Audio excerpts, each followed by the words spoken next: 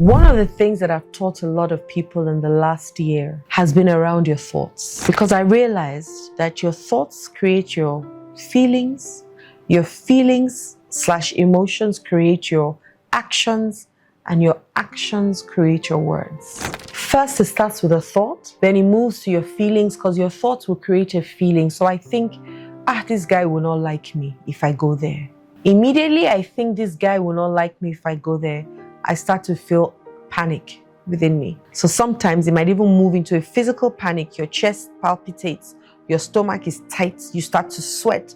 You even have the runs for some people, right? Then what's the action to that? You actually might not go. You have the runs anyways. So you cannot get on the road and start going from toilet to toilet. And what is the result? You didn't get the job, because maybe that was a job interview. And I personally believe that God went through the same process as well of creation. He thought, hence brooding over the earth, and then he spoke. And then it became reality. So everything created first started as a thought. The chair we're sitting on, the cameras that we have, the lights. It first was a thought, that would be nice in this. And then it became, so your thought is creative. And even the Bible says, as a man thinketh, so is he. So what I've started teaching people, just like the example I just gave right now, the result ended up negative because he started or she started with a negative thought. So what about turning it around and start having positive thoughts? Yeah? Because the negative thoughts are complaining, comparing, fear, all those things, right? They come here like, no, if I go there, the person. And so immediately, and of course, the critical voice in our head consistently. But if we flip it to the other side and start to look at things that are positive, right? So yes, this situation is not the best. I have this sentence that I use when something is happening that I don't like. The first thing I'll say is, God, I trust you completely. And I know that you will not give me anything that I cannot handle. That's a law. So I'm fine. I understand that. I said, I'll say that I don't like what is happening. I don't understand what is happening, but I'm here to learn. And so I will learn the things that I need to learn from this experience, and I'll come out in flying colors. I start from there. What is the good in this for me that at least I can hold? Because if I can find one good, even if there are 9 bads, I will expand that one good to 9 and shrink that 9 to 1. I have this guy that I listen to. His name is David. I can't remember his surname now. He says, what's the pleasure in this? What's the pleasure in this? So something negative happens. The first thing we're meant to do is go and cry and get depressed. But what's the pleasure in this? And the moment your heart is open to receiving what the pleasure is, you will find it. Because what you seek, you will find. Period. It's a law, like the law of gravity. So what are we going to do differently? We need to start to speak positively. And I put down 7 words, 7 things that we can do in no particular order. And the first one is gratitude. What's the pleasure in this? Like I say, God, I thank you. I trust you. Thank you. I'm not trying to believe, God is testing me or he's doing me. None of those things. Life generally is going to happen, right? I might not like what it is, but I know that in all of this, I'm going to grow from it. And something fantastic is going to come out from it. So I'm grateful for the growth and the expansion I'm about to have. Let's start from there. Once again, I don't like it because I'm not going to fake those feelings. I don't like it. I don't enjoy it. I don't understand being fired. I don't. And I don't like being fired.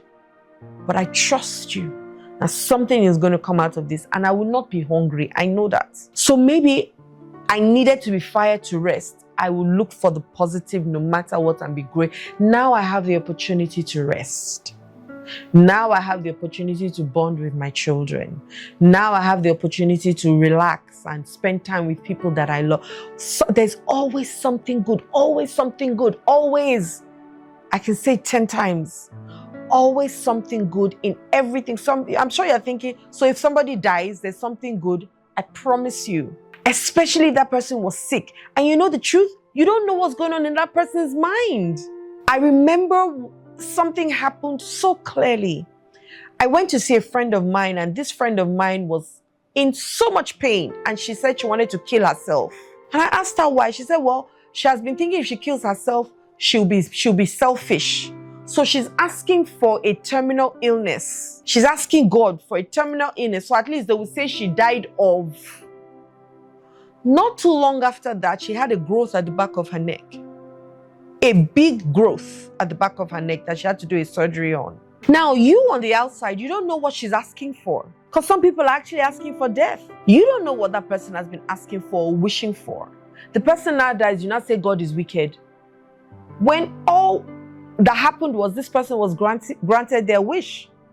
So you may not see what's good or bad in it. At that point, the first thing is, God, you are not a wicked God. So yes, I don't like the fact that my friend died, but she's at peace. Let's start from there. In fact, I'm the one that should be feeling sorry for myself, not feeling sorry for her. Because right now, she's not thinking about the bills that she's going to pay tomorrow. I'm the one thinking about it. She's not thinking about the food she has to cook for her children. Not anymore. So is there a good in it? Absolutely. She's chilled, resting, dancing with the angels. So there's always something, always something. If the person is sick, then the person definitely has gone to rest. And the pressure is not just off them. The pressure is off you too. I remember when my dad passed, I said to my mom, now you can rest. I told her, now it's time for you to rest and take care of yourself. So gratitude, always find something grateful. Always. Because there's always something that you can hold on to and be grateful for whilst you are learning through the process, knowing that every season must come to an end for the new season to start. The next thing is self-affirmation. If you don't know how to affirm yourself, go and learn now. If you don't know how to say good words to yourself, go and learn now. Because waiting for someone else to teach you or say to you is waiting for Godot. And Godot never came. Go and learn now. Start to tell yourself, I love you just the way you are. Especially in the world that we're in right now, that everybody is comparing themselves to everyone else, or everybody is judging themselves against everyone else. The only way for you to stay sane is by affirming yourself. So when you say, look at how fat my stomach is, you say, but it's beautiful. Look at how fat my stomach is, and I love it like that. It started off negative, but it's moved into a good place. And I love it. When you find yourself judging other people, oh, look at her hair, she looks so ugly. And I love her. Add it. You will start to open up. Add it. And I love her. Or, and I love him. Or, and I love it. If you don't know how to do it, learn it today. If you are a biblical student, I am the righteousness of God in Christ Jesus. Start to use those affirmations. Because there's plenty in the Bible, a dime and a dozen. Every page you open, there's something that is telling you who you really are. So use it, apply it, write it all over your wall, put it in your bathroom. You can use a marker on your bathroom and write, I love you because. And continue. Every day, write something with your lipstick. Something fresh. The reason why you love yourself. You can do the mirror work exercise. What I love about you is, what I'm proud of you for is, what I commit to you to do is, affirm yourself, because nobody is coming to do it for you. The third one, focus on solutions and not problems. Ooh, half full, half empty. There are people who just know how to tell you this thing can never work. That's all they know how to say. This thing can never work. They are never able to sit down and think, how can it actually work? They'll complain about the same thing over and over and over. I mean, at the end of the day, who's crazy? If you have stayed somewhere for 5 years and you're still complaining about the same person, who has the problem? So finding solutions rather than focusing on the problems would help you greatly to move from negative thoughts and negative results to positive thoughts and positive results. Find the solution. Be the one that brings the solution. Don't be the one that always say, this thing, in Yoruba they say, kole work. Or as the slang, kole work. You are the one, Sha. Because you're too lazy to expand your mind and your capacity and your ability to just think of what are the possible solutions? I remember listening or reading a story, and the man, first of all, wrote, he gave them an idea, and then on the board, he wrote 2 spaces. 1 space will work, things that will make it work. 1 space, things that will not work. And on the things that will not work, he put a big X on it and said, this, we're not even considering anything that will not work. The only things that we're going to come up with are the things that will work. So anybody that says, oh, this thing cannot, he will say, nope, not the conversation for today. And they eventually were able to raise it because it was an amount of money that they didn't believe, maybe like $3 million in 3 hours or in 3 days or something like that for a 3-day event. It was something, I think it was something around 333. And people were like, he says, I'm not listening to them. That he put a cancel. We're not here for that. We're only here to find solutions that will work. You be that person that people can come to and say, I've got an idea, or I'm thinking we should do something. And they'll say, what do you think? And you say, let's go and try it out. Let's try it out. Let's do something. If we do this, it will lead us here. So let's try it out. If none of these lead us, then we'll find other solutions. Rather than you being everything is a problem. Be the person that sees everything as a project and not a problem. The 4th one is surround yourself with positive people. This one is big. Because you can be the most positive person on earth and be an eagle, and you surround yourself with the most negative chickens. At some point, you will not even remember that you can fly. Your wings are useful. You will be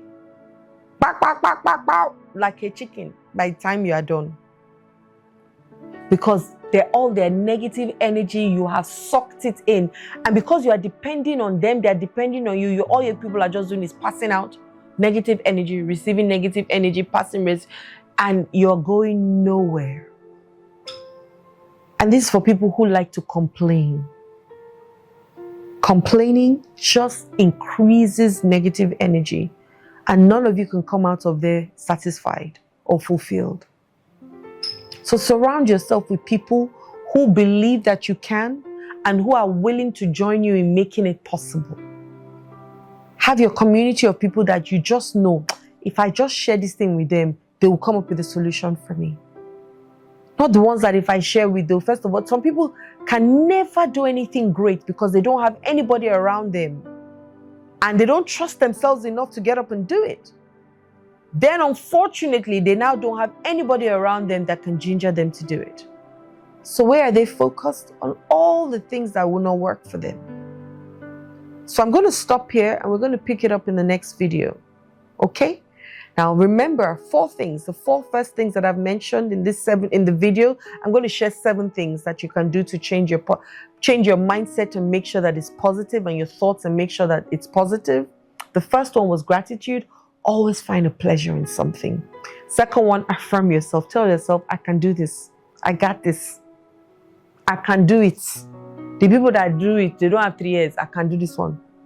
Focus only on solutions and not on problems. Turn every problem to a project and you'll become open. And the 4th one for this is surround yourself with positive people, so that their positivity will rub off with your positivity, and all that will come out of it is equals positivity. Stay glued for the next video. Hi there, my name is Adeola Kingsley James. I hope these videos that I've been creating and producing are really, really transforming you.